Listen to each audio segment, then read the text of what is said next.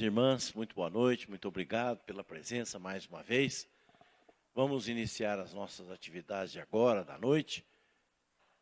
E antes de pedir a Fátima que faça a prece de abertura, eu quero dizer à Fátima, que está aqui representando a diretoria do Centro de Estudos Agenor Santiago, da nossa gratidão pela cessão do espaço, o carinho que vocês nos recebem aqui, toda a atenção que vocês dão para nós, viu?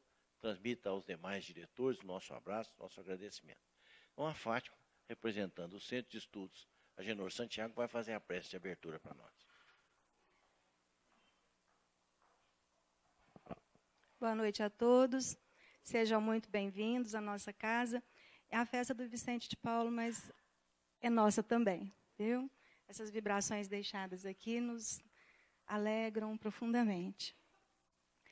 Então vamos elevando o nosso pensamento a Deus, o nosso Pai misericordioso,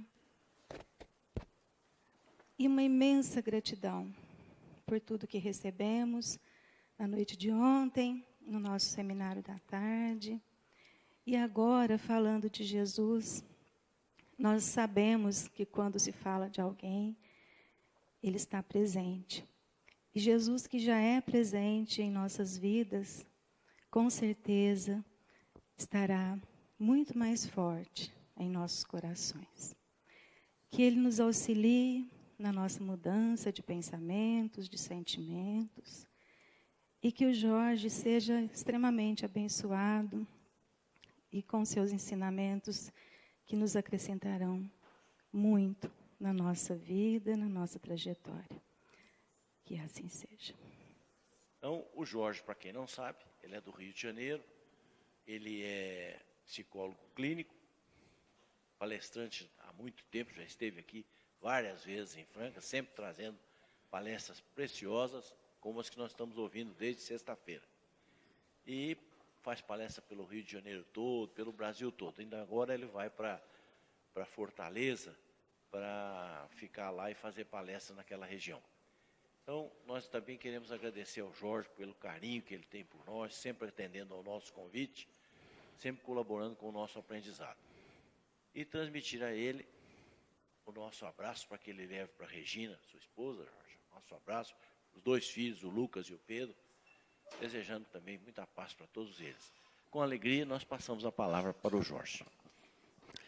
Meus amigos, que a paz de Jesus permaneça em nossos corações. Hoje nós vamos falar sobre o sol de justiça. Vamos falar sobre o Cristo planetário, né? Aquele que tem a responsabilidade de cuidar do nosso destino e nos levar à perfeição espiritual. E que cuida de nós como um pai querido, né? O nosso, mais do que só pai, aquele que tem intimidade conosco e que é nosso amigo. E que fundou a terra para a nossa evolução e que desde a fundação da terra ele guia o destino de todos nós e o destino do planeta, porque o planeta também se desenvolve geologicamente falando, né? Indo para a perfeição, para o estado fluídico. O sol de justiça é uma inspiração num versículo do Antigo Testamento. Nós vamos falar sobre esses assuntos. O Senhor da história, Horus, Ra, Akenaton, o Sinai, Hermes Trismegisto, Hatha Yoga, Francisco Sol de Assis e o rosto de Cristo. Tudo isso no assunto sobre o sol.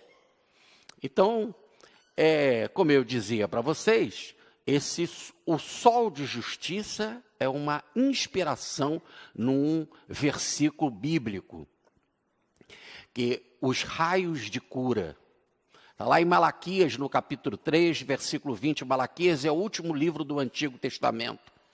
Mas para vós brilhará o sol de justiça, que tem a cura em seus raios.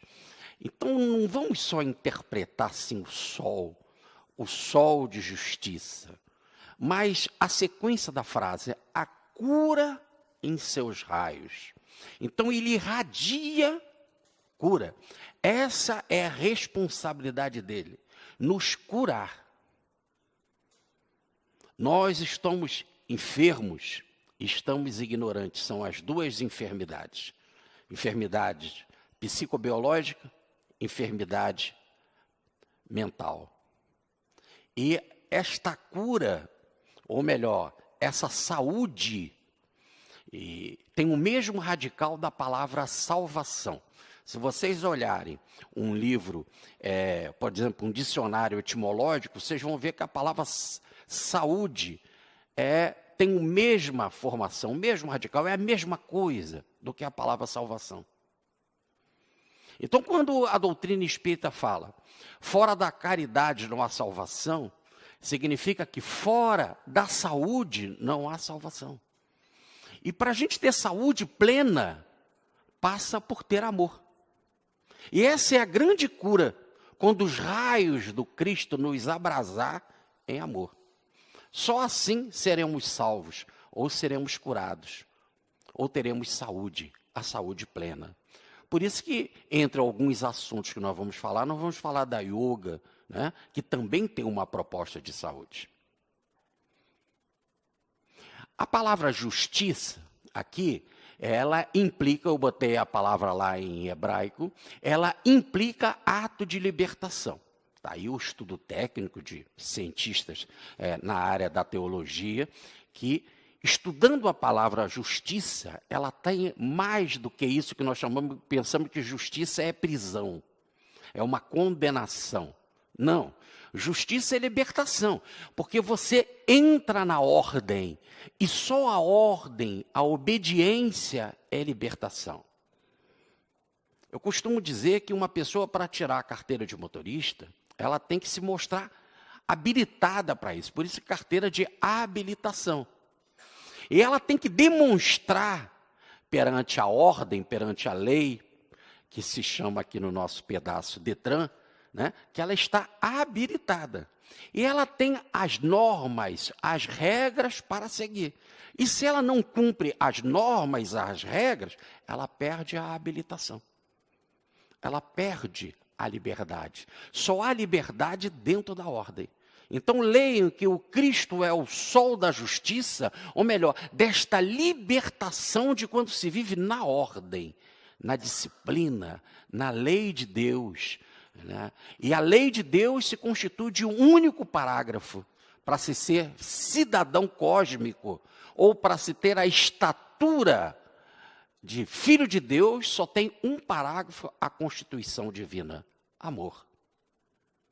Amor em sua plenitude. É isso que ele veio nos ensinar. E ele, então, é o Senhor da história, porque está lá no livro de Isaías, no capítulo 44, versículo 24, e no capítulo 45, versículo 12. Eu, Yahvé, que é o próprio Jesus, ele mesmo fala isso, se não acreditardes que eu sou, morrereis em vossos pecados. Por 7 vezes ele se apresenta como eu sou, e esse é o nome que Yahvé, ou o Jeová, o Deus do Antigo Testamento, deu para Moisés, quando Moisés perguntou o nome dele. Qual é o seu nome? Ele, eu sou. Diga que o eu sou te enviou. O centro de consciência, o centro de referência planetária. Então foi ele, Jesus, que, diz ele, eu e Yahvé é que fiz tudo. Ora, fui eu que fiz a terra. Então ele não só cuida das coisas e dos seres da terra, mas da sua própria formação. Senhor planetário, governador do planeta. E para onde ele está nos levando? O que ele significa nessa governância? Não terás mais o sol como luz do dia, porque Yahvé, Jesus, será a tua luz para sempre. Um dia, nós não precisaremos mais do sol, que tem hora que brilha e tem hora que se esconde na noite. Né? Nós seremos iluminados pelo Cristo. Evidentemente, quando o Cristo de nosso coração se espraiar. Por isso que ele fala, se alguém disser, ei-lo ali, ei-lo acolá, não vá, não crede, porque antes de tudo, ele está dentro de vós. E é de dentro de nós que ele precisa ser irradiado. Emmanuel completa melhor, dizendo sobre o Cristo solar. O Cristo é o sol moral do mundo. Brilha hoje como brilhava ontem, para brilhar mais intensamente amanhã. Ontem, hoje e amanhã é o sol do nosso destino. Essa é a introdução e o motivo do tema Sol de Justiça. Assim, passemos para entender a chegada dele aqui no planeta. E ele chega aqui, lá na cidade de Belém. Aqui está a informação de Betlehem, que é como os nossos irmãos na Palestina, né, fazem a divisão no muro rígido e frio, extremamente perigoso, entre Jerusalém e a Palestina. É muito esquisito quando a gente chega lá. A primeira grande recomendação é para guardar as máquinas de fotografia. Depois o motorista do ônibus judeu desce, porque ai dele se ele entrar do outro lado lá. E aí na fronteira a gente é revistado, mostra o passaporte e um novo motorista, agora da Palestina, é que vai dirigir o nosso ônibus. E lá a gente encontra um outro povo, também alegre, muito festeiro, muito animado com a nossa chegada, e nós vamos para o encontro da onde o Cristo nasceu e irradiou o primeiro sol de alegria, como cantavam os anjos, para nós aqui na terra. Continuando o nosso caminho, aqui está o grupo que foi conosco lá na Palestina. E nós estamos entrando na igreja de Belém. É uma igreja tão antiga que as escavações vão mostrando os vários períodos, até nós chegarmos no período primitivo da igreja. Por isso que aqui nós estamos no alto. E aí nós vamos começar a descer e entrar nisso que parece quase que um buraco. Porque a igreja começa bem lá embaixo. Aí já o nosso grupo já começa a entrar, leva-se muito tempo para chegar ao local onde que é dito que o Cristo nasceu, pela tradição. Evidentemente, leva-se muito tempo, porque nós temos representantes do mundo inteiro, e todos só cantam aquela música Noite Feliz, em todos os idiomas, e não há organização. E todos se respeitam. O grupo que fica colado na gente, o da frente era da Polônia, o de trás era da Hungria, o do outro lado é da Itália, o nosso era brasileiro. Cada um vai cantando a mesma música até chegar o momento e num respeito tremendo, e ninguém interfere na música do outro, e sempre a mesma música que vai contagiando e nós vamos ficando tomados pela vibração do Cristo. E aqui chegamos lá, olha que a representação do local em que o Cristo nasceu é uma representação de sol. Do lado dessa representação de sol, tem uma tradição de um bercinho. Evidentemente que esse não é bercinho original, mas reza a tradição, e é bem lógico e bem provável que o José, inclusive como carpinteiro, tenha providenciado algo para repousar o menino. Aí nós já estamos entrando já no espaço da casa de Matias, como revela a obra de Rustem, que era o irmão de José. Aí o menino já tinha nascido, já tinha saído da gruta onde estava com os animais e foi para casa. Lembram que não tinha um espaço na casa? Não era perseguição à família. É porque era a época de censo. E muitas casas estavam ocupadas. Como numa grande festa numa cidade, os hotéis, as hospedarias ficam lotados. Então, eles saem da gruta e vão para a casa de Matias. Aí por dentro, aqui seguindo, nós vamos para alguns corredores, mostrando essa casa da família de José, ali naquela região. Essa tradição aí é muito forte, nós dizíamos aqui na palestra da vez passada. São Jerônimo, o primeiro tradutor da Bíblia, que traduziu a Bíblia do hebraico para o latim, por ordem do Papa Damásio I, ele morava aí nesse espaço. Então ele tem toda a história da tradição antes dele e toda a história dos peregrinos que chegavam aí, né? E as muitas e muitas, as centenas de páginas dos livros que São Jerônimo escreveu, um dos homens mais cultos da igreja. Aí está o nosso grupo aí nesse espaço. Foi aqui que os magos chegaram. Aqui que os magos trouxeram os presentes para Jesus. Os magos chegaram cerca de 2 anos depois. Tanto por isso que a gente vai entender porque Herodes manda perseguir as crianças de 2 anos para baixo. Tá? Vamos começar a falar do Egito e do deus Horus como representação do sol. Aqui nós temos Osíris, Horus e Ísis, a trindade do Egito. E por que nós vamos começar a falar do Egito?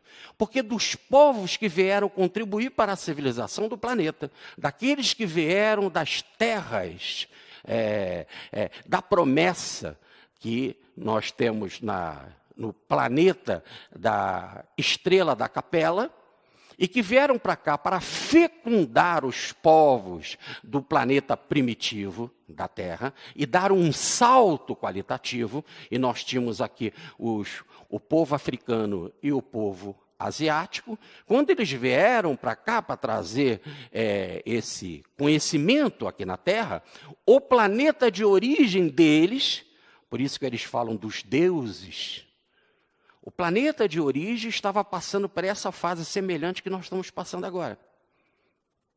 E aqueles que não puderam acompanhar o desenvolvimento do planeta lá da estrela da Capela, vieram para cá. Num acordo entre o Cristo planetário daquele planeta com o nosso Cristo planetário, o nosso Jesus. E eles foram assumidos aqui com a responsabilidade do Cristo para se aperfeiçoar e voltar ao seu planeta.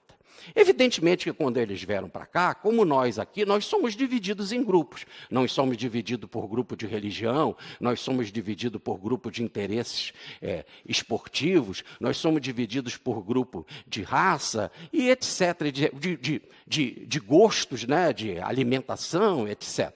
Esses nossos interesses, quando tiver agora aqui a transição planetária, vai fazer a nossa divisão. Com que grupo que eu vou me afinar? É com este grupo que eu vou viver se eu for exilado para um outro planeta. Então, por isso que diz Emmanuel que inicialmente eles se reuniram na Atlântida e depois eles se dividiram com as suas características.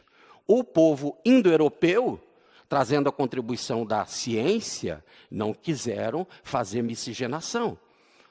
E lutam por isso que depois nós vemos Hitler, na Segunda Guerra Mundial, né, fazer toda a eugenia, a purificação das raças. Mas trouxeram a contribuição da ciência. Na Índia, eles aceitavam de alguma forma a miscigenação, daquela cor jambo que o indiano tem, mas ao mesmo tempo há um rígido preconceito também com relação às diferenças sociais.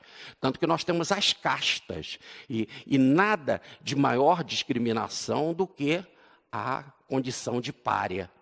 Né? Sempre essa ideia do discriminar, do não viver com o outro fraternalmente. Em Israel, também não se busca a não miscigenação, busca manter a mesma linhagem. E, no entanto, a grande contribuição do povo de Israel foi a contribuição do monoteísmo. E mais do que isso, da lei que Moisés trouxe para ensinar o urbanismo, viver em sociedade, viver em civilização, que são as leis. E os egípcios, diz o Emmanuel, o mais adiantado de todos, trouxeram a contribuição dos assuntos esotéricos, dos assuntos da imortalidade da alma, da comunicação dos espíritos, das várias mediunidades, da percepção extrasensorial, ou melhor, das forças da paranormalidade. Diz Emmanuel que eles eram mais adiantados. Vieram aqui, fizeram construções maravilhosas, muitas delas até hoje nós não entendemos a grandeza das construções, sempre sonhavam com aquele mundo distante e depois que deram a contribuição voltaram. Alguns ainda estão aqui remanescentes, porque ainda não conseguiram realizar a o seu resgate, e outros pediram ao Cristo para permanecer aqui, porque construíram um laço de amor com o nosso ambiente para continuar como grandes pioneiros da evolução na marcha do nosso progresso. O nosso Augusto dos Anjos tem um poema maravilhoso através do Chico Xavier que conta sobre essas raças. E que nós vamos falar sobre o Sol e um pouquinho de cada delas. Vamos, evidentemente, permanecer mais no Egito. Mas vamos passar, de uma forma geral, pela contribuição de todas. E, como eu falava, o Augusto dos Anjos tem um poema muito bonito que versa sobre esse assunto e que deixa claro como isso aconteceu. Diz ele: a civilização traz o gravame da origem remotíssima dos áreas, estirpe das escórias planetárias, segregada num mundo amargo e infame. Árvore genealógica de párias, faz mister que o cárcere a conclame para a reparação e para o exame dos seus crimes nas quedas milenares. Foi essa raça podre de miséria que fez nascer na carne deletéria aqui no nosso planeta. Foi essa raça podre de miséria que fez nascer na carne deletéria as esperanças nos céus inesquecidos. Lá no outro planeta deles, que eles sonhavam voltar. A esperança nos céus inesquecidos. Contemplando o instinto e a inteligência, fez da terra o brilhante grau da ciência, mas um mundo de deuses decaídos. Então, aquele que mais deu contribuição para nós sobre o assunto que vamos versar foi o povo egito. Agora, nós vamos tratar do Egito em 3 fases. Na primeira fase, nós temos a mais primitiva, em que aparece o sacrifício de Osíris. O deus Osíris, que é o principal da Trindade, ele foi destruído em 13 pedaços. E Ísis, que significa o verbo, a ação, o movimento, ela parte num amor tremendo para resgatar as partes do seu irmão e amor, irmão-marido. Então ela sai resgatando todas as partes, que é a ideia de, primeiro, há uma desintegração e depois uma integração. Uma reconstrução. E ela, quando consegue reconstruir Osíris, e Osíris, evidentemente, no astral, ela faz sexo com Osíris. E nasce Horus. Repare que Horus, então, já nos dá uma ideia do que nós vimos falando, da coisa de ter um corpo especial. E ele nos lembra, porque houve uma fecundação diferente. Evidentemente, isso dentro de bases lendárias e falando-se de palavras, na medida do possível, de milênios atrás, para a compreensão das pessoas. E Horus veio trazer a ideia do resgate, a ideia da luz, que somos nós mesmos que depois, como filhos, daí filhos de Osíris, nós mesmos vamos ter que nos reconstruir no final. Por enquanto há um modelo, o modelo é Horus, e eu tenho que me reconstruir à semelhança dele, e ele representa o Sol.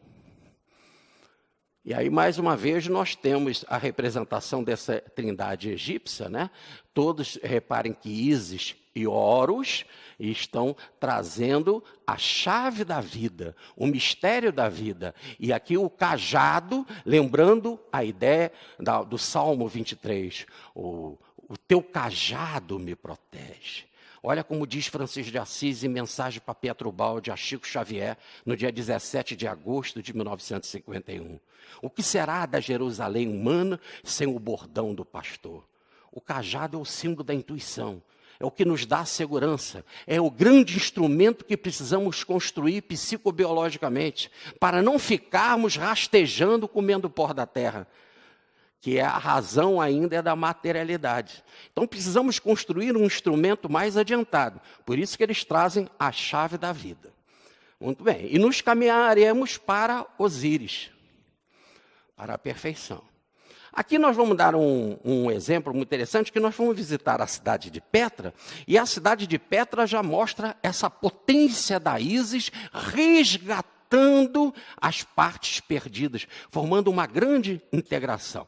Petra hoje é considerada uma das maravilhas do mundo moderno, uma das 7 maravilhas do mundo moderno, e aqui nós entramos num parque ecológico simplesmente extraordinário, que eles mostravam uma cultura impressionante. Aqui está o nosso grupo, da Aliança da Fraternidade, e repare que aqui nós temos caminho para correr água e aqui caminho para correr esgoto.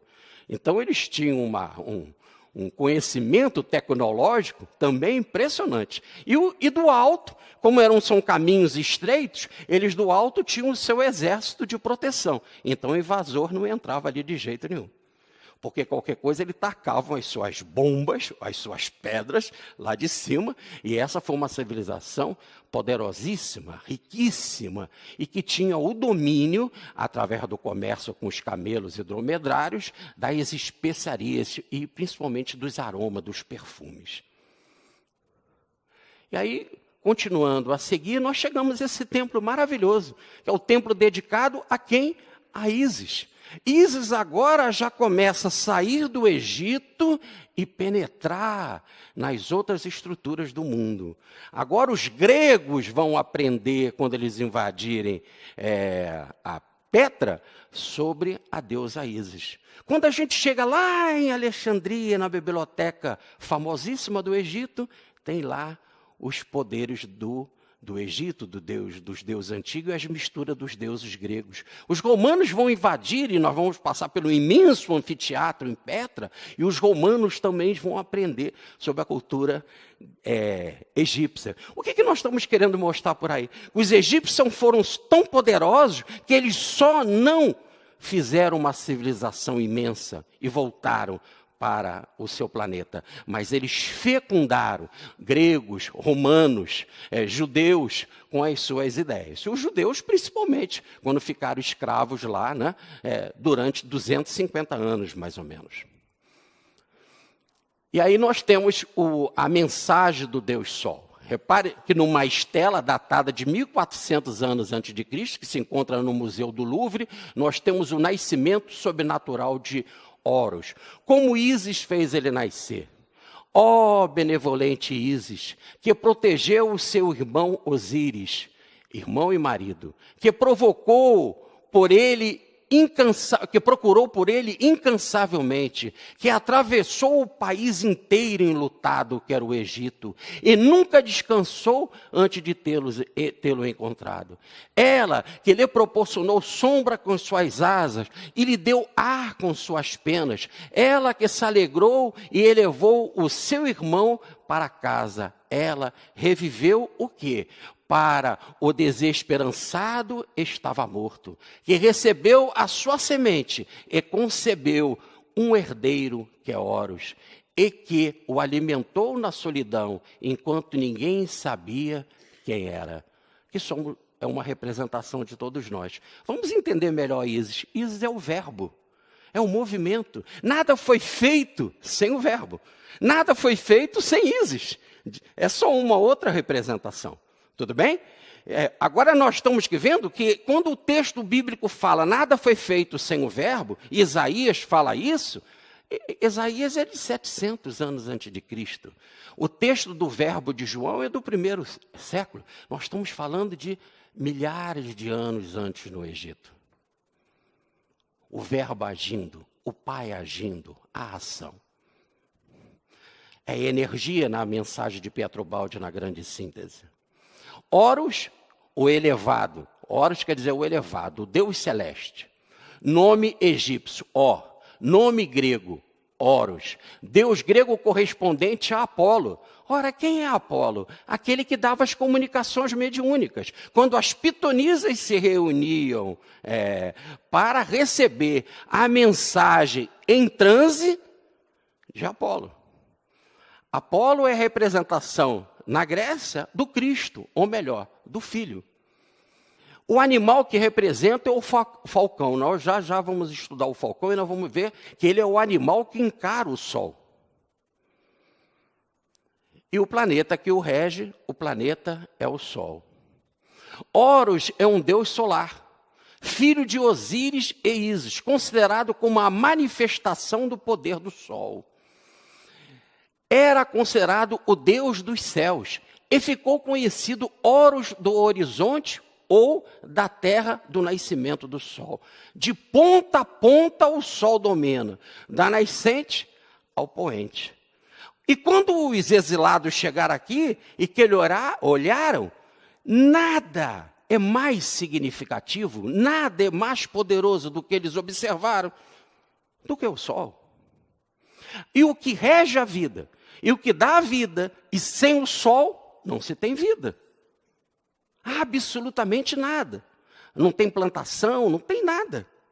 Então, por isso que eles começam a cultuar o sol como o maior poder existente, de comparação com a divindade que eles tinham lá do planeta deles de origem. E ele representa a vitória da luz. Horus é considerada a manifestação solar no plano material. E é o princípio do fogo. Sem o fogo, não há comida. Sem o fogo, não se aquece do frio. Era a encarnação do dia, aquele que venceu o Deus Sete, a representação do mal. Mais uma vez a queda. Foi Sete quem destruiu o corpo de Osíris em 13 pedaços. É a queda.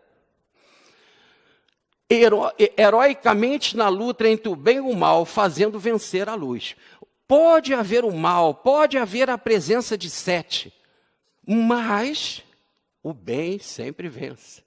É interessante, Felipe, que nós estivemos lá com o Dr. Maurício Crispim, visitando o templo de Sete, o templo do Deus do mal. E eu fiquei impressionado, e quando eu cheguei lá, eu chamei ele, venha ver o escudo de entrada do templo do Deus Sol. Sabe qual era, Felipe? A cruz de Malta. Então, e é verdade, não é brincadeira. Nós fotografamos isso e o doutor Maurício Crispim chegou a dizer assim, é isso mesmo, vascaíno é do mal. Bom, tirando a brincadeira, o mal se constituía no direito de fazer templo e de conduzir a vida das pessoas. Então, nós estamos na época do Egito mais primitivo, por isso que falei que eu ia dividir a história do Egito em 3 partes. Nós estamos no período mais primitivo em que o mal aparentemente vencia. Destruiu Osíris e tinha um templo para ele. E aí começou a luta para a vitória da luz. E esta luta vai gerar a segunda fase do Egito, que vai fazer o quê? O Egito rachado em norte e sul, vai haver a unificação. E a unificação no Egito num único princípio, que é o Deus Horus. Então nós estamos aqui retratando a parte mais primitiva, mas mesmo assim, olha como eles já eram grandes, como eles já concebiam o Sol como a maior força planetária. Como a força de libertação de vida. Seu nome está associado ao heroísmo.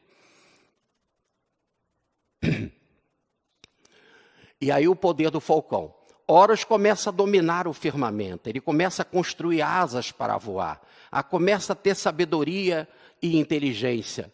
O Horus representa um falcão, o único animal que pode fixar o sol. Um falcão cujos olhos era o sol masculino e a lua feminino.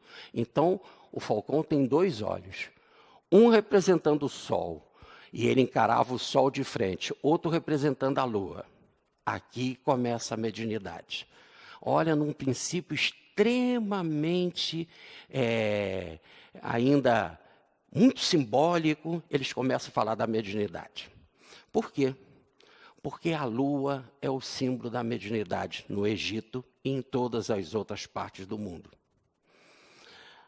A lua não tem luz própria. Que luz é aquela da lua? Da onde que aquela luz vem? Do sol. Tá certo? E aonde está o sol? Do outro lado da terra. Ou melhor, o sol está no invisível. Concorda? Hoje nós temos essa concepção que o sol está lá do outro lado da terra. Mas antes não se tinha essa concepção. O sol sumiu no horizonte e foi para a morada dele. O sol tinha uma morada no além. Tá certo? Não importa.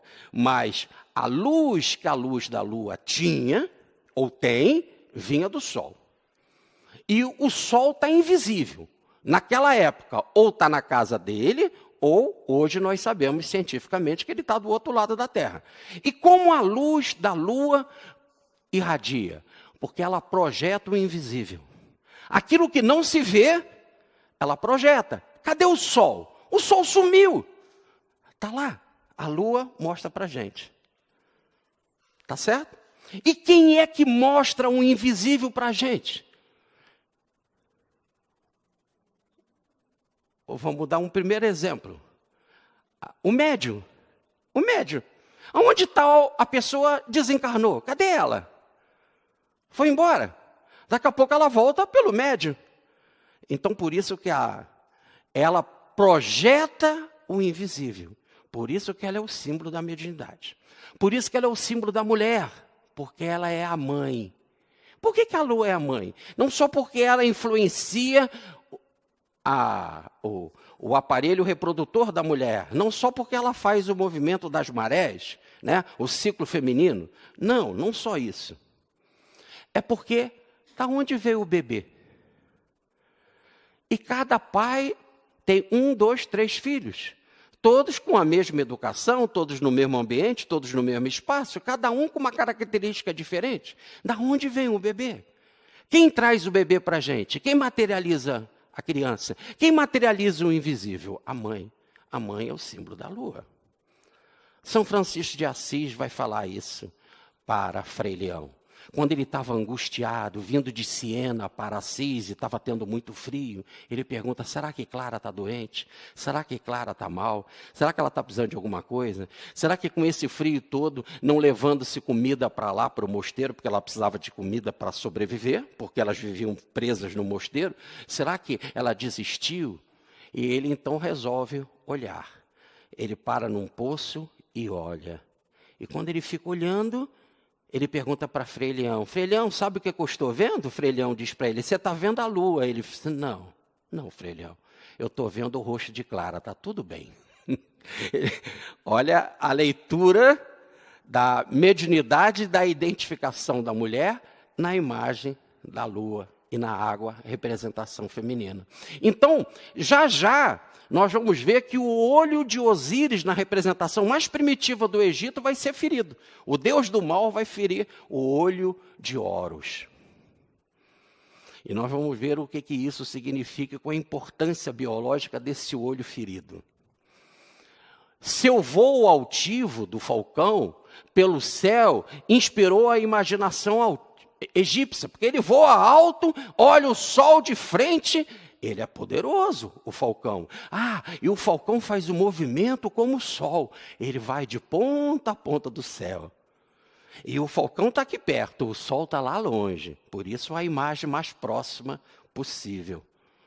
O sol seria como um falcão que voava diariamente de um extremo ao outro do céu. Quando Horus derrotou o assassino do seu pai, Sete, ele se transformou no rei de todo o Egito, unindo assim o alto e o baixo Egito. É a vitória da luz. O mal começou a ser destruído na terra. E o que significa isso? Com a chegada dos egípcios, acabou o mundo primitivo, começa o mundo de prova e expiação. Começamos a unificar com um princípio único, que é o do governador do planeta, que comandava aqueles povos que estavam ali chegando. E aí o que vai acontecer de excepcional? O olho de Horus, olha lá. O símbolo de Horus era o olho, que representava o olho que Sete destruiu durante a luta entre ambos. Então o mal veio lutar com Horus e destruiu o olho dele. Ele tinha 2, um era o olho do sol, outro é o olho da lua. Qual foi o que foi ferido? O olho da lua. O olho da mediunidade. Mediunidade é sacrifício. Se você não for ferido, se você não sofrer, se você não se dedicar, se não tiver entrega, não desenvolve a mediunidade. Não é facilidade. E para você sair no desenvolvimento da sensibilidade para a razão, da sensibilidade para o instinto, do instinto para a razão e da razão para a intuição, tem que haver derramamento de sangue, tem que haver luta. Diz Paulo que não existe redenção sem derramamento de sangue. Reanalisando a frase de Ubaldi para a linguagem de hoje, não existe evolução sem dor. Houve a queda. Raça podre de miséria, que fez nascer na carne deletéria a esperança nos céus inesquecidos. Para eu voltar para o céu, eu tenho que pagar meu karma, eu tenho que sofrer. E para isso eu tenho que abrir a minha sensibilidade. E diz Ubaldi que desenvolver a intuição é o que nos cabe para chegarmos e construir o órgão mais importante para a nova civilização do terceiro milênio. E é interessante que o livro dos médios de Allan Kardec coloca a intuição no nível mais alto da mediunidade. O que quer dizer a palavra intuição? Em ti mesmo. Desenvolver as suas próprias capacidades espirituais. Sair da mediunidade inconsciente, mais primitiva, para a consciente, lúcida, participativa, coparticipativa, interativa, que o Espírito chega para nós e não precisa ditar palavra por palavra. O amor é uma flor, a flor é o bem, vai praticar a justiça. Ele só diz amor e o médio escreve. Ele já tem capacidade, ele já está crescendo, ele só precisa da intuição. Dá a ideia da música e ele toca a sinfonia. Por enquanto que nós não formos coparticipativos, não chegaremos à estatura da grandeza espiritual. Então, o olho é ferido porque a mediunidade tem que ser ferida. Não tem um médio de qualidade que não passou sofrendo. Disse para vocês que antes do Chico se encontrar com Emmanuel, ele já era tratado dos olhos por Bezerra de Menezes, porque as trevas atacaram o nosso querido Chico Xavier quando ele recebeu os poemas. Ele mesmo conta isso. Para impedir ao máximo aquela produção que já ia chegar de tantos e tantos livros. O professor Pietro Baldi escreveu o livro Deus e o Universo em 20 dias, numa febre altíssima, num frio intenso na cidade de Gúbio.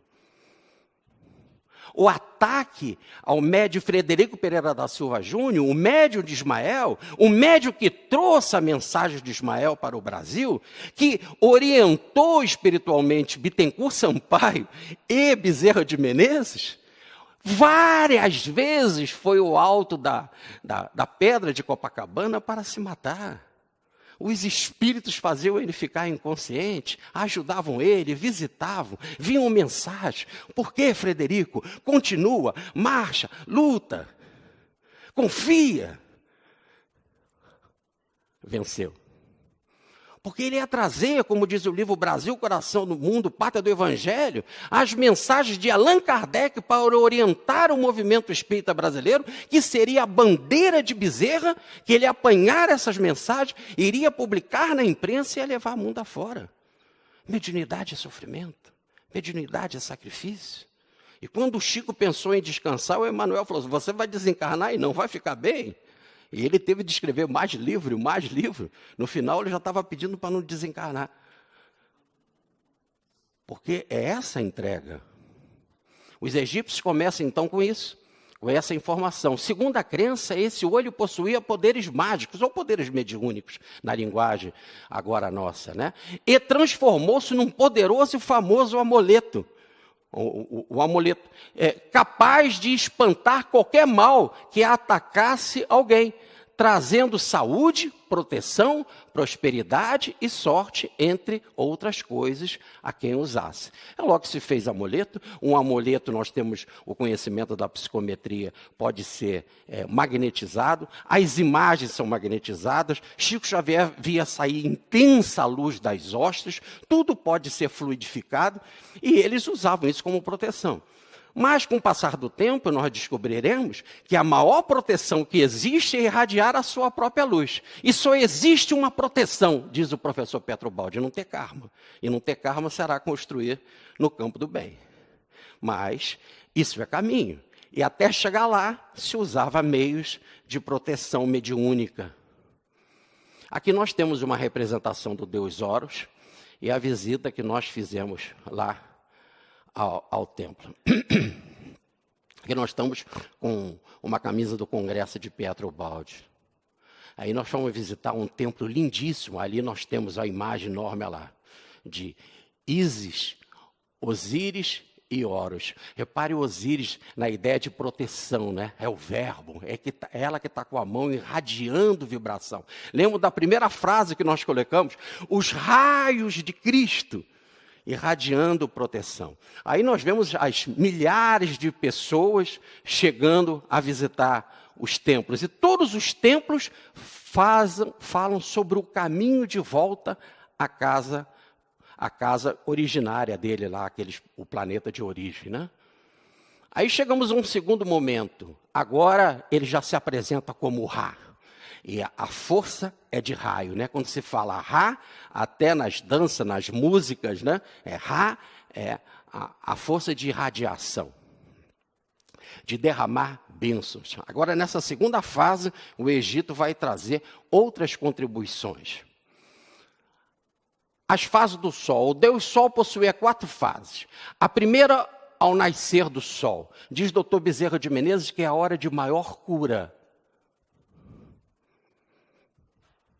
No livro Carneiro de Parnus, ele fala, é o momento de maior cura. O dia que nós soubermos caminhar bem cedo entre o horário do nascer do sol e nos colocar em respiração e em banhos matinais, descobriremos cura incompreensível. Como o doutor Bezerra fala assim, né, no século XIX. O segundo é o meio-dia, quando o sol está no máximo. E quando o sol está no máximo, o que acontece? Não tem sombra. Daí as pinturas da iconografia que nós mostramos na pintura síria. São pinturas sem sombra. O sol vence. Ali é o momento máximo, ali só há sol. Depois o pôr do sol e a quarta fase é durante a noite, e que o sol se apresenta através da lua. Por isso as principais reuniões mediúnicas são à noite. Por isso que os fantasmas aparecem à noite. Por isso que a maior quantidade de desencarnação é à noite. Por isso que o ectoplasma só funciona à noite. Onde que você tem uma luz desviada, como no caso da Lua, para poder haver um encaixe biológico com o nosso corpo. Porque a luz não combina, a luz do sol e a luz elétrica não combina com fósforo, que nós temos pouquíssimo no nosso organismo, com o elemento 31, que é a base do ectoplasma. Contudo, a principal fase é a do meio-dia, quando ele é representado por um falcão. Quando o falcão chega ao máximo e encara o sol e não queima os olhos. Quem diria que um dia poderemos encarar o Cristo e não queimar os olhos? Quem diria que um dia poderíamos encarar Deus, ver face a face, como nos recomenda Paulo, e não nos queimar? Por ora não podemos. Por isso que diz o livro dos Espíritos, só o Espírito puro vê a Deus. Ra e a criação. Segundo a mitologia egípcia, todas as formas de vida foram criadas por Ra, ao pronunciar seus nomes secretos. Agora, cada ser tem um nome.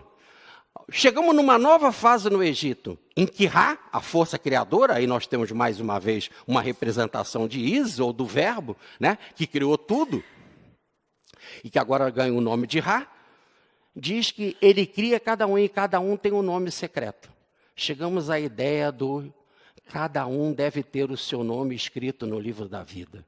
Isso significa que cada um é um mundo próprio, com leis próprias, colorido diferente. Não tem um igual ao outro.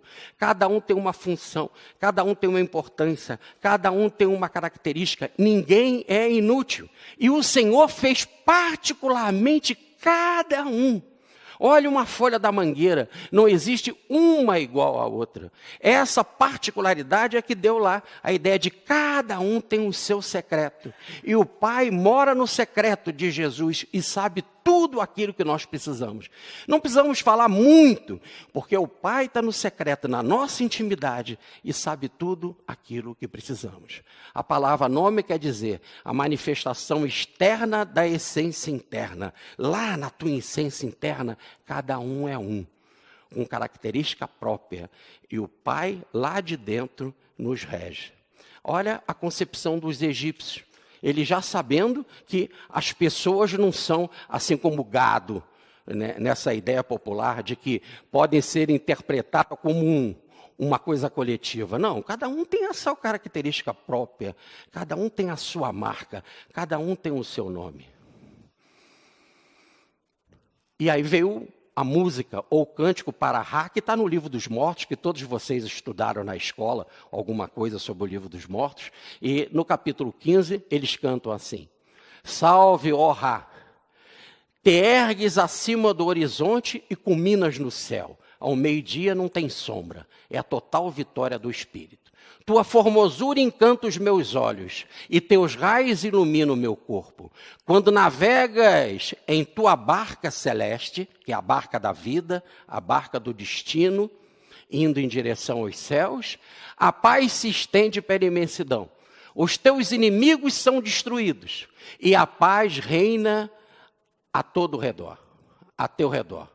E quando desces no horizonte, as estrelas se prosternam e te adoram. Agora a noite já não é mais perigosa, olha, uma nova fase.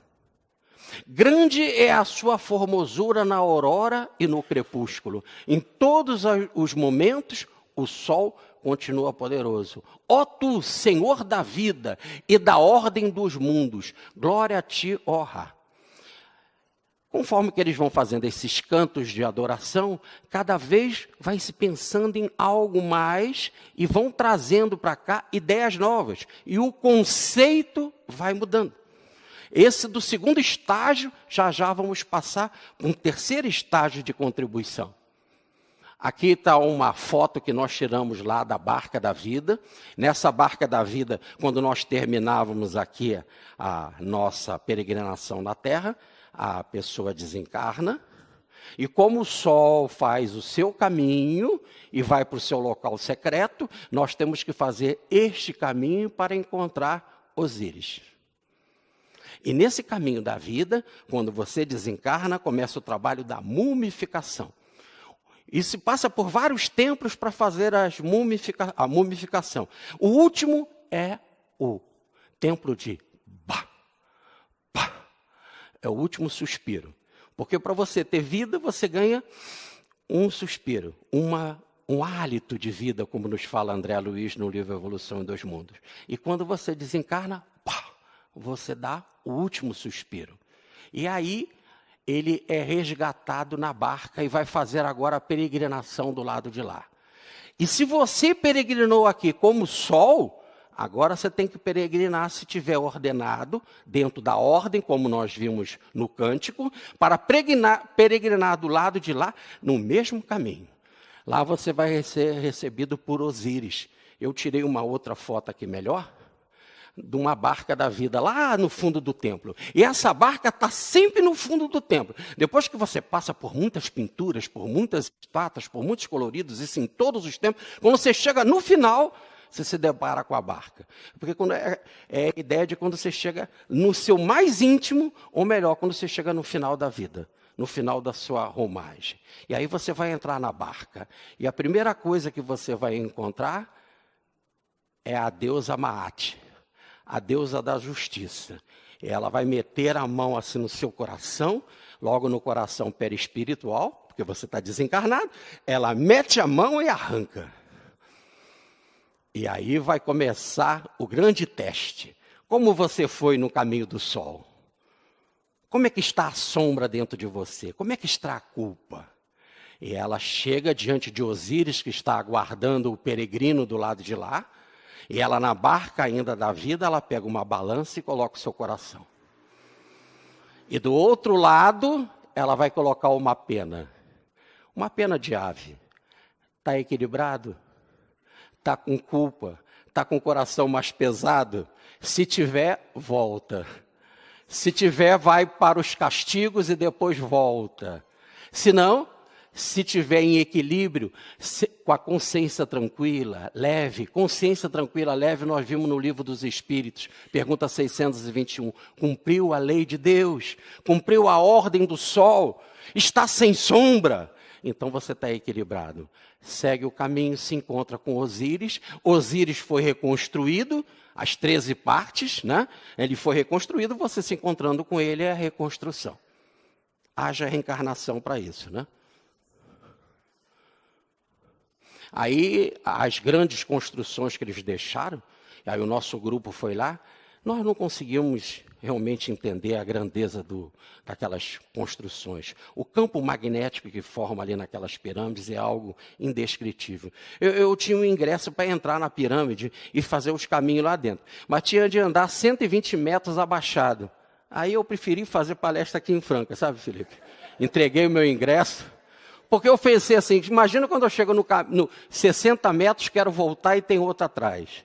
Aí, eu estou adiando essa coisa da barca da vida mais um pouco, sabe? Mas é realmente o impacto magnético. Se vocês quiserem fazer um estudo sobre as pirâmides, de uma visão mais adiantada, eu sugiro a vocês 2 livros. Um é o Egito Secreto, de Paul Branco, amigo do professor Pietro Baldi, e que tem um conhecimento sobre o Egito. Ele passou uma noite lá com autorização do governo do Egito, dentro da pirâmide, dormiu lá, viveu todas as sensações possíveis e conta para a gente.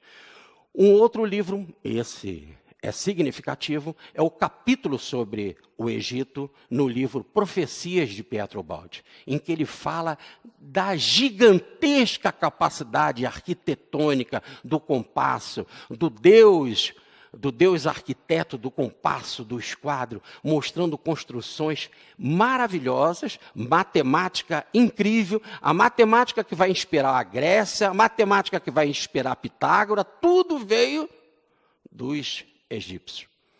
A reencarnação que vai chegar na Grécia, e quando eu falo da Grécia, é porque a Grécia é a filosofia que mais nos influenciou aqui no Ocidente. Tudo bem? Com Aristóteles e Platão. Aliás, é a definição de Kardec na primeira pergunta do Livro dos Espíritos. É Kardec quem escreve a resposta.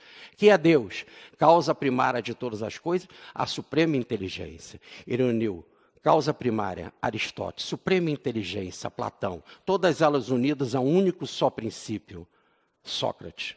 Então nós temos a razão e a intuição. Em outras palavras, a ciência e a intuição afetiva.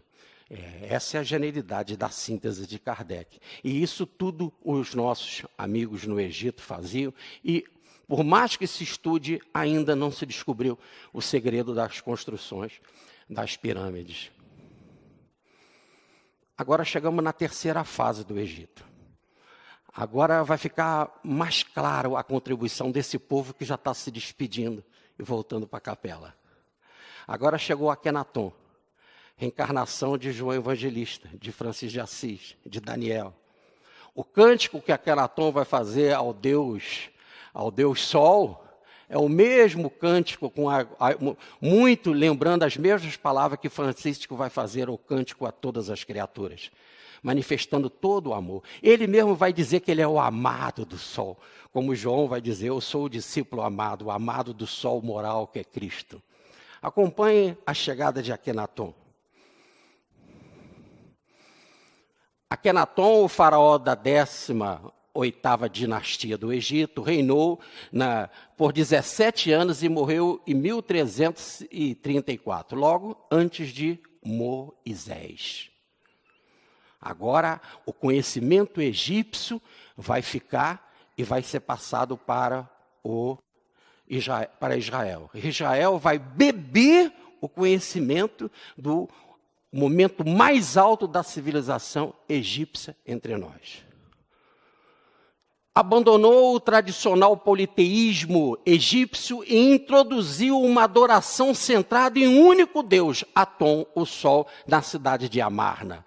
E ele amava tanto o Sol, e só o Sol, e era o único Deus, que ele fez uma cidade para cultuar esse ser divino e mudar a cara, a fisionomia do Egito. Aí está a sua Nefretite, né? Onde ele tinha um amor imenso por ela, né? A semelhança de Clara. Então, o Atom Sol, né, deidade solar com status acima dos meros deuses. Não pode ser comparado com... Não é porque é um Deus só que ele é maior que os outros deuses. Não, não existem os outros deuses. Ficou claro? Ele não está comparando com outro. Não existe, só existe um, que é o Atom, que é o Sol.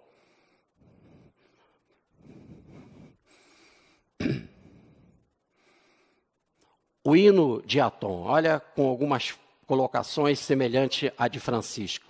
Apareces na perfeição da tua beleza, no horizonte do céu, disco vivente, criador da vida. Olha o início do Evangelho de João, né? Vim para que tivesses vida, vida em plenitude, vida em abundância. Eleva-te no horizonte ao oriente, enche cada região com a tua perfeição.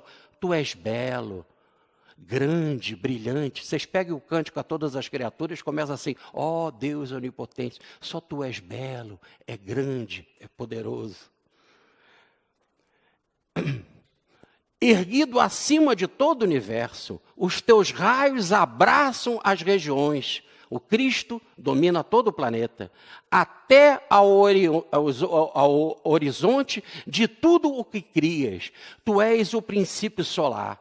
Reges o país até os seus limites. E para eles o Egito era tudo. Rege a terra como um todo, sem exceção.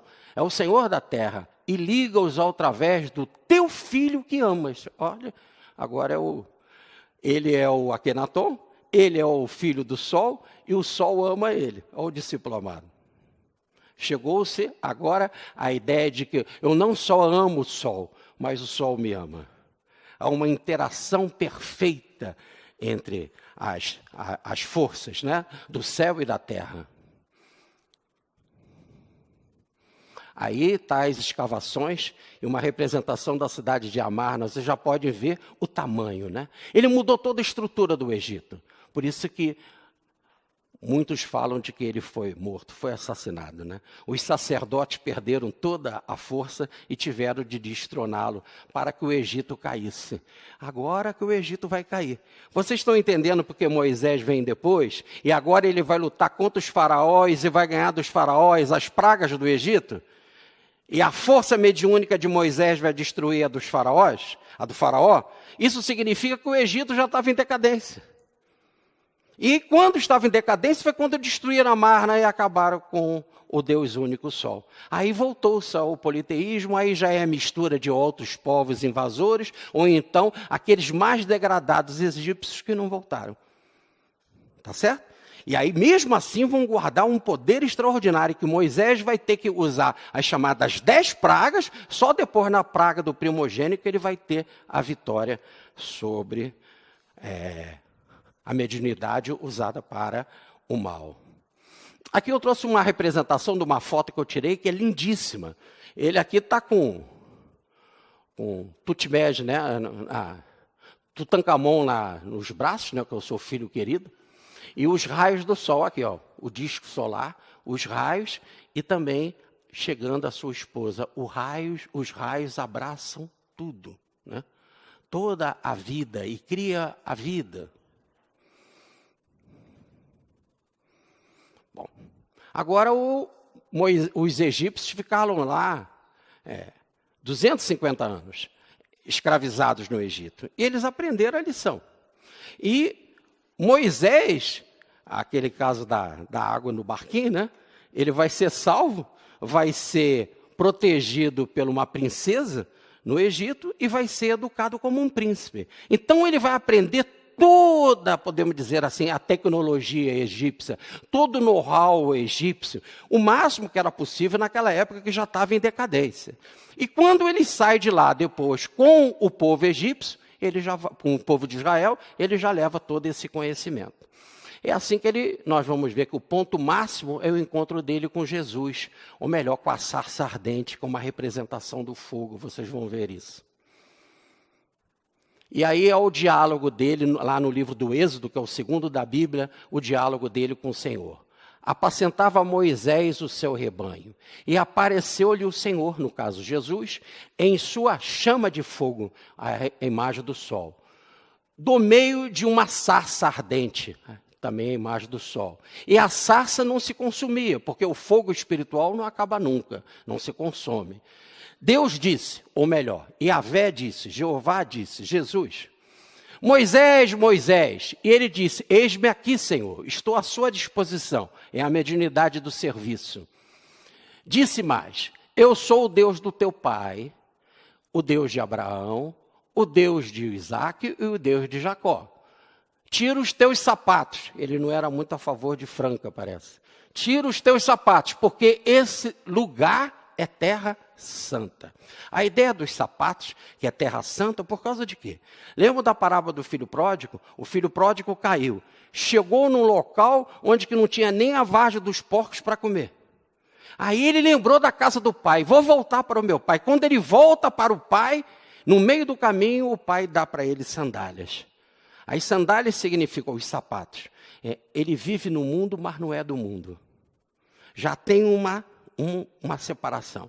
Agora, quando ele chegar lá, ele não precisa mais do sapato. Ele não precisa mais desse isolante do mundo. Lá é a terra sagrada. Lá se vive com a veste da inocência. Lembram de Francisco hoje de tarde? A veste da inocência. Ou melhor, se vive nu e não se envergonhava, diz o livro do Gênesis. Logo se vive sem sapato. Não precisa não deixar de encostar na vibração da terra, porque ela não é do mal, é terra celeste, é terra sagrada. É Éden, é paraíso. Tenho visto atentamente a aflição do meu povo. É meu povo, porque todos aqui da terra estão sob a proteção do Cristo. E o meu povo está escravizado lá no Egito. Quem está no Egito? Porque conheço as suas dores. É um Deus das dores, um Deus que se identifica com as nossas dores. Daí a história da cruz. Porquanto desci para livrá-lo. Ele já está aqui. Ele estava próximo de Moisés para dizer, já estou à disposição. Isso tem que haver descida de dimensões, muita, para aproximar de Moisés e falar dessa forma. É quase que uma encarnação, é uma encarnação fluídica. Ele tem que descer dimensões. Desci para livrá-los. Então disse Moisés a Deus, qual o teu nome? E Deus disse, eu sou o que sou. Disse mais, assim dirás aos filhos de Israel, eu sou, me enviou a vós. Então ele vai agora com aquela missão para libertar o povo. E o povo vem com todas aquelas ideias do Egito. Só que vem escravizado, com pouca cultura e do Egito em decadência.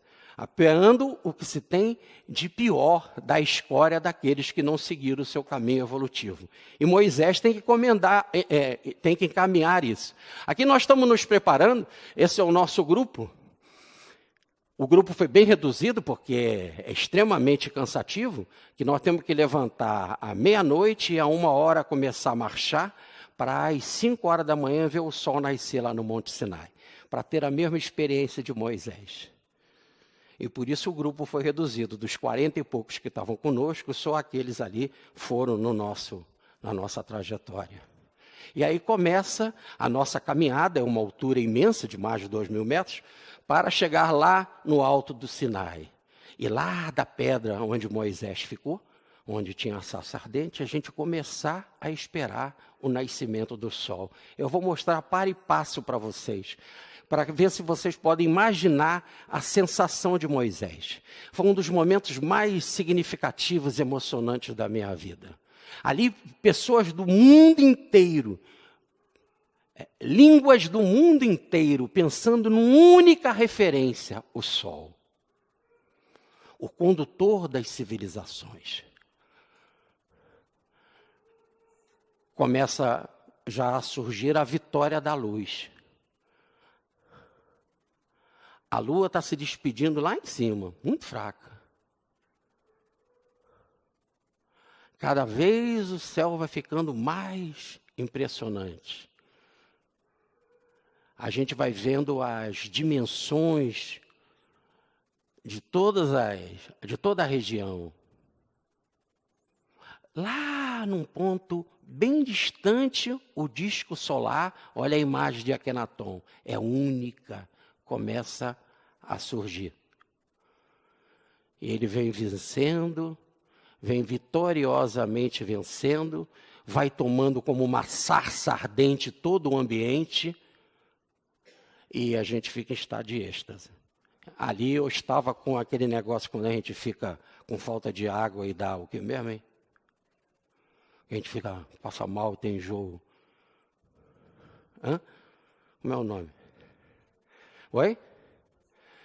Insolação. Vocês estavam pensando que é êxtase, né?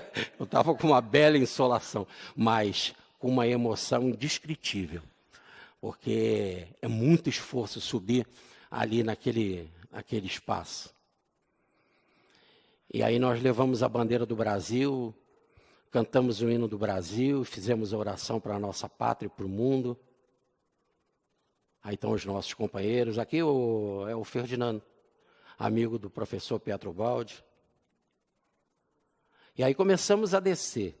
E aí na descida que a gente viu, na subida, o quanto era perigoso. E no caso eu indo a camelo, porque realmente não aguentava subir aquela montanha, o guia dizia, com muita insistência, desliga a lanterna, e a gente dizia assim, se desligar a lanterna, o camelo vai cair. Falava lá no inglês rudimentar, né?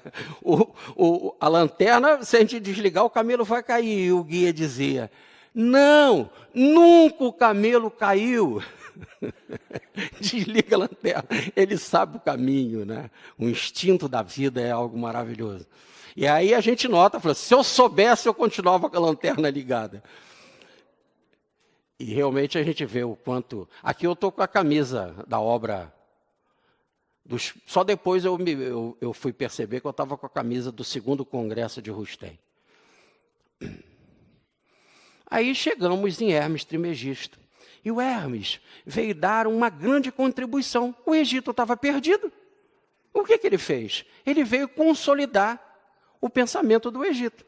Ele que é o Hermes, ou no Egito é conhecido como Deus Tote.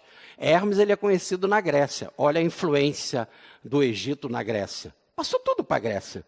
Deixou todo o conhecimento aqui. Agora, ele então, Tote, faz o quê? Uma síntese do pensamento esotérico do Egito. Então, o que nós vamos ter em Hermes? A quiromancia, horóscopo, numerologia, gematria, o alfabeto unido a letras, tarô, e etc, etc. Ele vai sintetizando o pensamento para ficar aqui. E aí criou-se a escola hermética. Hermética veio a ideia de fechada, e é fechada porque as pessoas já tinham perdido o conhecimento. Os sábios tinham voltado, então tinha de ficar fechada, para que depois aquele que tivesse o olho ferido pela intuição pudesse captar. E captando, pudesse redescobrir aquilo que é esotérico ou fechado. E aqui eu só trouxe uma lembrança. O Emmanuel diz no livro Religião, no livro Roteiro, o seguinte no capítulo 12. Hermes é a sabedoria. Ponto. Entenderam? Ele personifica a sabedoria. Ele guardou a sabedoria e a tradição para nós. Olha o seu nome, Hermes Trismegisto. Ou melhor, o Deus da sabedoria, Trismegisto, 3 vezes grande. Então a misericórdia de Jesus é extraordinária. Para que aquilo nada fosse perdido, mas pelo menos ficasse guardado hermeticamente, mandou um imenso enviado na área da sabedoria para nos trazer essa mensagem. E a carta 19 do tarô é lindíssima. Olha lá, é a carta do Sol, onde ele mostra a vida, gerando as crianças, a fraternidade, a alegria, gerando a vida. O Sol como a imagem da vida. Vamos para a Índia. é outro povo que deu uma contribuição na área da metafísica extraordinária para os homens. Apresentando primeiro os Vedas, onde que traz o cerimonial, depois a Bhagavad Gita, a semelhança do Evangelho de João, com rasgos intuitivos, e por fim nos traz uma mensagem extraordinária que são os Upanishads, a filosofia mais adiantada do pensamento hindu. E aí nós temos lá uma contribuição só trouxe um item, a Hatha Yoga. Hatha Yoga, que quer dizer uma forma de yoga pré-clássico. A expressão Hatha Yoga poderia ser traduzida dividindo-se a palavra Ra, Sol, Tá, Lua. A mesma coisa. São as energias que nós precisamos. A energia do Sol, que é da sabedoria, que é da moral. O Cristo é o Sol moral e a Lua, que é da mediunidade. Ou da intuição, trabalhar essas coisas, desenvolver essas potências. O significado é atribuído à busca do equilíbrio da força solar e lunar, masculina e feminina. Ou, como diz Dr. Bezerra, as duas asas que precisa o pássaro humano para desferir o seu voo rumo a planos mais distantes, rumo a céus mais altos, amor e sabedoria. A Hatha Yoga na vida humana, diz eles, a vida humana é cheia de dor, dukkha. Essa palavra dor aí é a ideia de sofrimento, ela é fruto do apego. O apego, e a gente tem apego a tudo, e uma das coisas que mais a gente tem apego é a vida. A rainha Vitória dizia, dou todo o meu reino, tudo que eu tenho, por mais um minuto de vida. E ela não podia comprar um minuto de vida, apesar de ser a rainha da Inglaterra. Então, esse apego é que é a doença, não é o desejo. Ter desejo de crescer é ótimo. Ter desejo de amar é ótimo. Mas ter desejo de apego é que é um perigo. Então, é ele que gera toda a dor nossa, todo o sofrimento. A queda foi basicamente isso, é esse apego. E aí nós temos que nos libertar. Gerou-se, então, as desordens do corpo mental. Olha que foi a desordem do corpo de Adão. O corpo da inocência teve de receber túnica de pele e reencarnar. Quem quiser estudar sobre o corpo mental, no livro Evolução e Dois Mundos, onde há uma nota na página 25 sobre o corpo mental, em que André Luiz diz que usaria esse nome para ficar dentro da terminologia dos encarnados, que é da área da teosofia, porque falta conhecimento para nós, na nossa linguagem, para tratar com outras palavras. Ele diz isso. E mais ainda interessante, se vocês quiserem ver sobre o corpo mental, é o desdobramento de André Luiz no livro Nosso Lar. Depois que ele passa um dia trabalhando, ele deixa o seu corpo astral dormindo nas camas de retificação e vai em corpo mental encontrar a mãe dele na colônia Alvorada Nova, com novo colorido, com nova vibração, com novo estágio. Olha, o desequilíbrio, a falta de uma mediunidade e uma sabedoria saudável em nós, gera desordem no corpo mental, fatores sobrenaturais e desastres telúricos, desastres de ordem espiritual e os acidentes da vida. A vida é assim tomada de todas essas dores. E o que nós temos que fazer? Buscar a saúde. Sem saúde não há salvação. O Cristo veio para que tivéssemos saúde. Trazer essas energias em equilíbrio para nós. Então, a saúde plena, uma espécie de yoga terapia. Nós temos lá, eles fazem as asanas, que são as posturas corporais, aqui recomendada por Ney Lúcio para nós, caminhadas leves diárias. Vamos ficar com o Chico Xavier, por enquanto, tá? Mas todas essas posturas da yoga são maravilhosas, mas não é a posição de a gente ficar de cabeça para baixo, porque se não fosse assim, um macaco seria mais evoluído. Tá certo? Não é nada disso. Então, nós temos que entender que nós estamos no Ocidente, e nós temos as nossas características do Ocidente. Por ora, Ney Lúcio recomenda a Chico e a família Romo Joviano caminhadas leves todo dia, respirando tranquilamente a energia do sol. As pranayanas, que são as respirações, que ela passa por todos os chakras, e pensar em respiração e tomar passe, pensando em cada um dos chakras para que eles possam se abrir para receber o beijo do magnetismo ou o beijo da energia solar. os Budas, os bundas, que é o controles musculares, principalmente os indianos fazem o controle da barriga e fazendo movimentos com a barriga para expelir todas as substâncias desagradáveis ao corpo. Os gestos, e aí nós temos o gesto do passo, nós temos o gesto da oração, nós temos o gesto de levantar as mãos aos céus, o relaxamento, as purificações internas, beber muita água, a água fluídica, a água fluidificada, a nutrição saudável, isso já é bem conhecido de todos vocês, a educação, a conduta ética, não confunda a ética com moral, olha o que já vem contribuir os indianos. Não confunda ética com moral. Moral de um país é diferente no outro. No Japão não pode beijar na boca, na rua, mas pode ter cenas de sexo nos templos. No Brasil ou no Ocidente, todo mundo espera o beijo na boca na hora do casamento. Então a moral é completamente diferente um do outro, tá certo? Eu me lembro que a minha irmã, para ir para a praia, ela é gêmea comigo, a Fátima, o maior era de sainha. Tudo isso é moral, né? A ética passa pela honestidade, pela sinceridade, pela consciência tranquila. A mente concentrada, aí a oração, a meditação e o poder do som.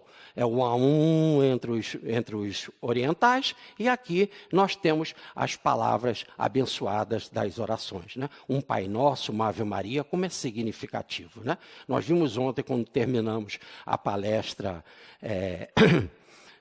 da tarde, né? Quando o nosso amigo nos brindou com uma Ave Maria, como o ambiente ficou completamente tomado. Por quê? Porque já estamos acostumados com aquele som. E aí nós temos o maior representante da yoga, uma das personalidades mais respeitadas no mundo, o professor Hermógenes, que acabou de desencarnar, meu amigo, gostava da obra de Rustem, gostava muito de Pietro Baldi, estudou a obra de Pietro Baldi, gostava muito do espiritismo, e foi aquele que introduziu de forma brilhante a yoga no Brasil. Mas quando eu digo que ele introduziu de forma brilhante a yoga no Brasil, pode ser considerado que a obra dele é ímpar no Ocidente. É tão significativa como uma das maiores contribuições nesse campo no Ocidente. Logo, é enviado espiritual para realizar esse trabalho. E a sua discípula, a professora Marilda, minha amiga, que agora, no dia 27 de outubro, vai comemorar 50 anos de contribuição à yoga, e ela sempre nos chama para fazer palestra, e a professora Marilda foi a primeira a apresentar a pós-graduação de yoga para os professores de yoga. Então, dando uma grande contribuição de seriedade nessa área, que, como vocês sabem, existe muitas ainda, infelizmente, intervenções meio desequilibradas, né, ou interesseiras financeiras, etc. E a maior contribuição da yoga, diz o professor Hermógenes, a gente saber que temos que nos esvaziar. Quando a pessoa se acha cheia de si mesmo, né, completamente lotada, e que ela se acha que ela é tal, ela fica assim com essa fisionomia, né, de sou cheia de mim. No fundo, a yoga nos fala como os chineses, a verdadeira felicidade está no vazio. E o vazio, na linguagem cristã, se chama humildade. Vocês sabem por que nós estamos fazendo a palestra aqui?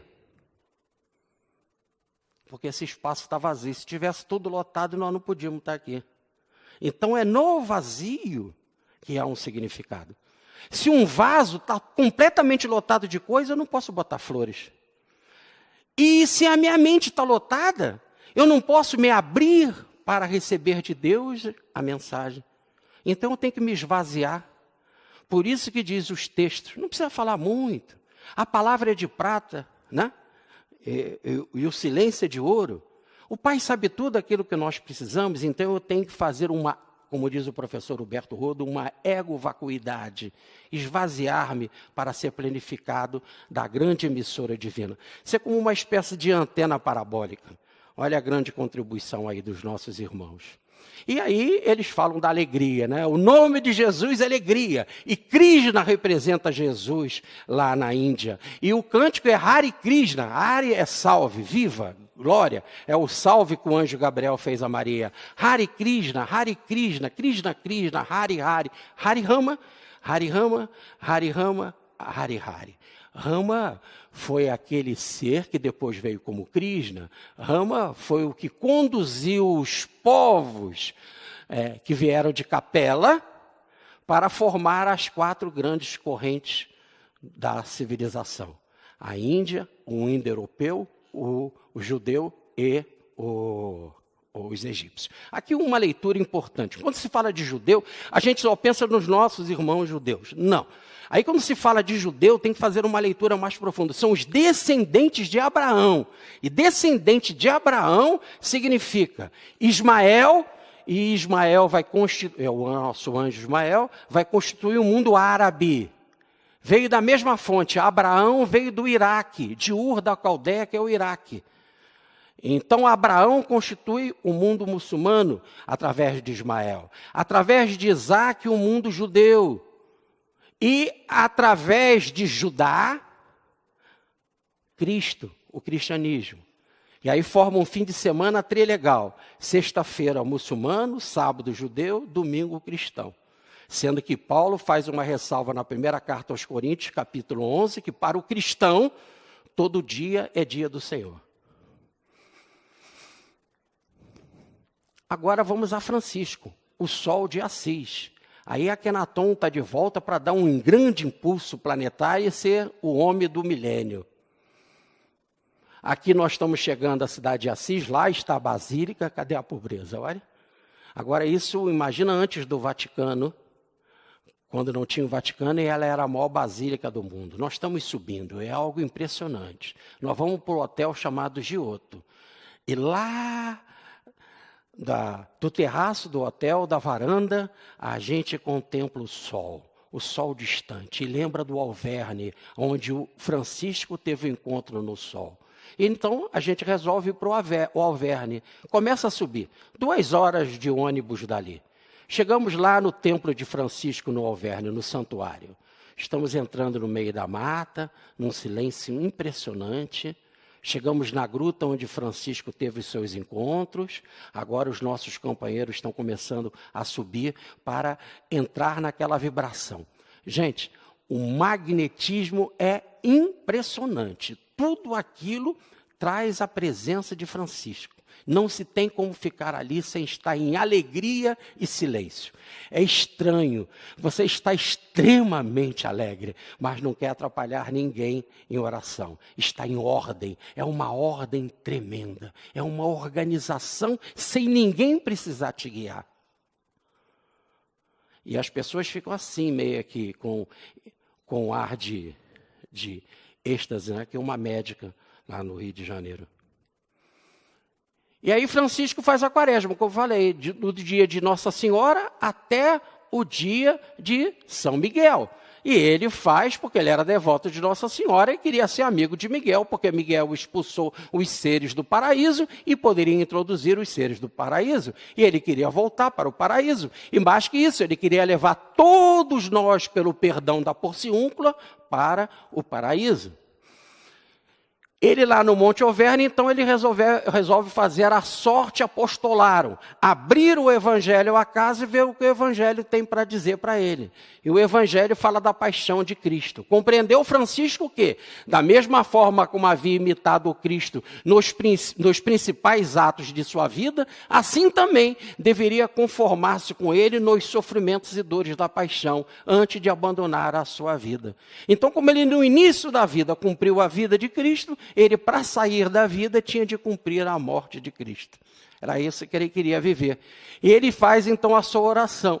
Na hora que precede o nascer do sol, no dia 14 de setembro de 1224, dia da cruz, da Vera Cruz, ele, na hora de preceder o nascimento do sol, ele orava voltado para o Oriente ou voltado para o sol.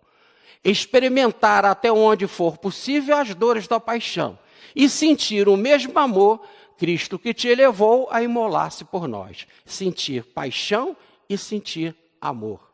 Aí o que começa? Aí o sol começa a nascer. Só que antes do sol nascer, o Cristo aparece para ele. E como foi o fenômeno? Antes do sol mesmo brilhar, o sol físico, aparece o sol moral. Todo o Monte Auvergne parecia estar incendiado, numa chama que resplandecia e iluminava todos os montes e vales ao redor, como se fosse o sol, como se fosse, porque era muito maior que o sol, era o Cristo, sobre a terra.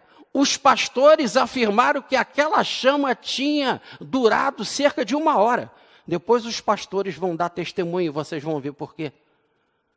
E eles disseram, levou 1 hora antes do sol verdadeiro, ou melhor, do sol projeção nascer, porque o verdadeiro é o Cristo.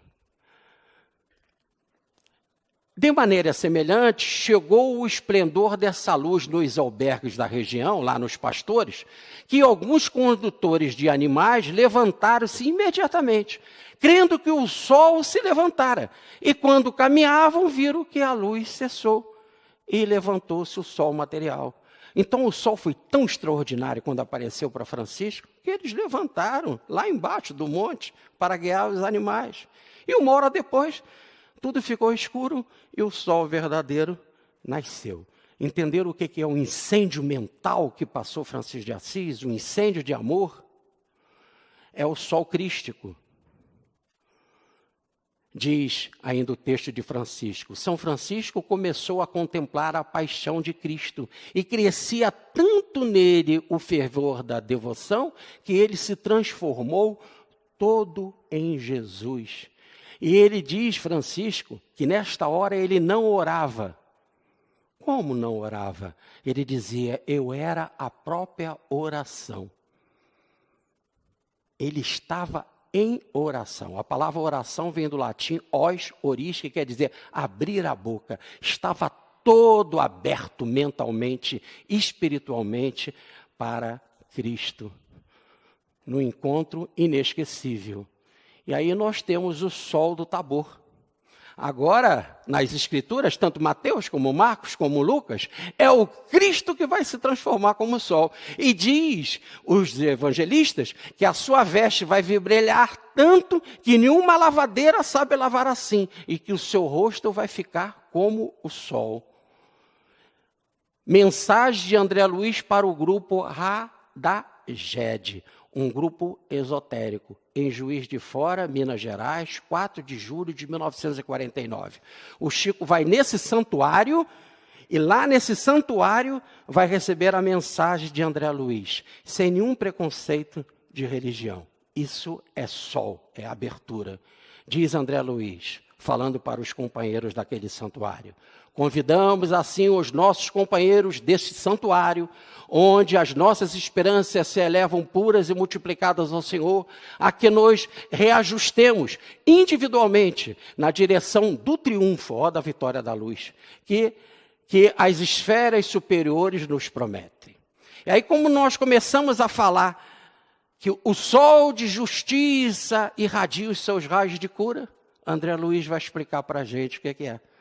E eu guardei para o final, para vocês entenderem o que é esses raios de libertação chegando e nos aquecendo. E ele explica para eles. O amor de Jesus produz raios de vida abundante.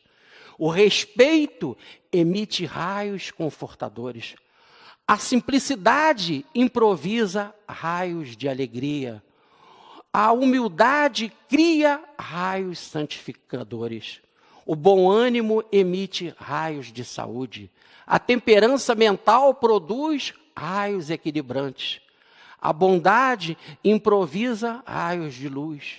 O trabalho estabelece raios libertadores. O perdão emite raios de auxílio. A harmonia cria raios de paz. A confiança produz raios de elevação. A prece emite raios de beleza eterna, conduzindo a alma a um manancial divino, a Osíris, a libertação.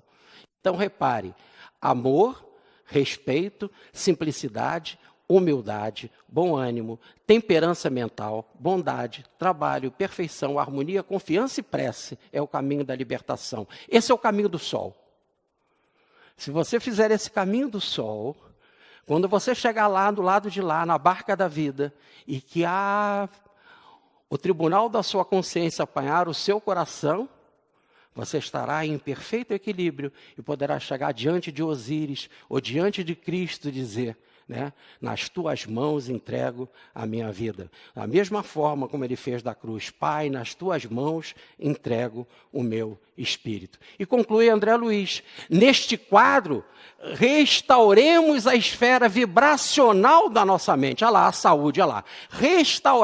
Restaurar a esfera vibracional da nossa mente, para que permanecemos centralizados no foco do Cristo, sol dos nossos destinos, à maneira dos mundos que em nossos sistemas gravitam, felizes e soberanos em torno do astro do dia, aonde só vai ter dia. Quando nos encontrarmos com Cristo, só teremos um sol, Cristo, e só o sol, Cristo, será dia, totalmente dia, pois seremos a própria luz do Cristo, como falou Paulo na carta aos Gálatas, no capítulo 2, versículo 20.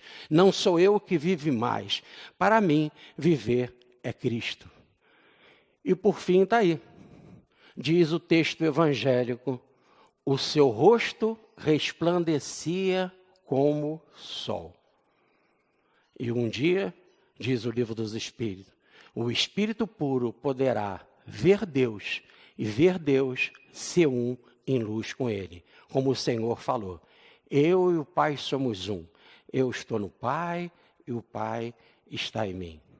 Esse é o Cristo cósmico, o Cristo amor, o Cristo interno.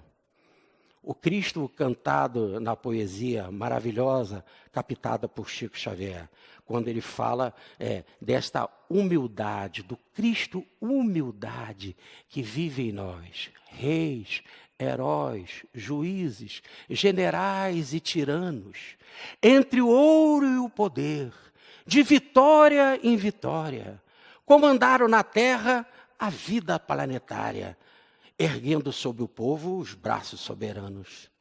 E passaram, fremindo, arrojados, insanos, ébrios de ostentação e famintos de glória, detendo-se, porém, nos túmulos da história, relegados à dor de cruéis desenganos.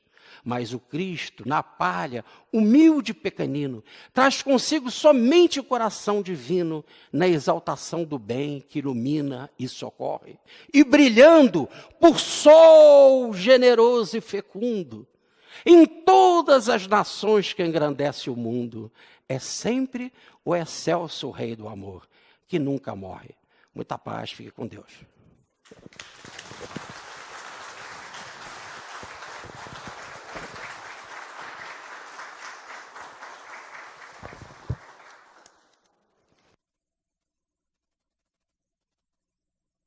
Bem, pessoal, com esta belíssima poesia, esse belíssimo soneto que o Jorge declamou, nós encerramos a reunião de hoje. Não esquecendo de convidar vocês para estarem aqui, para nós todos estarmos aqui amanhã às 9 horas, quando ele vai encerrar a série de palestras que ele vem fazendo, tratando agora do corpo fluídico do Cristo e sobre a queda espiritual. Ele vai dividir em 2 temas. E eu quero convidar todos também para estarem aqui, porque nós vamos cantar o parabéns para o Vicente Paulo. Vamos comemorar os 76 anos de existência do Templo Espírita Vicente Paulo, lá na rua Floriano Peixoto, 2267. E posso dizer para vocês também que quem quiser chegar amanhã, um pouco antes das 9 horas, nós já vamos ter um café aqui e uns biscoitinhos. Vem tomar café com a gente. Você vai chegar? Bom, então, está garantido pelo menos o seminário, né? E nós vamos já fazer um cafezinho de manhã cedo, tomar um café junto, entre 8h30 e 15 para as 9. 9 horas começamos o seminário. No momento que fizermos a parada, vamos cantar o parabéns com um bolo, para o qual nós todos queremos que vocês estejam aqui. Muito boa noite, muito obrigado e até amanhã cedo.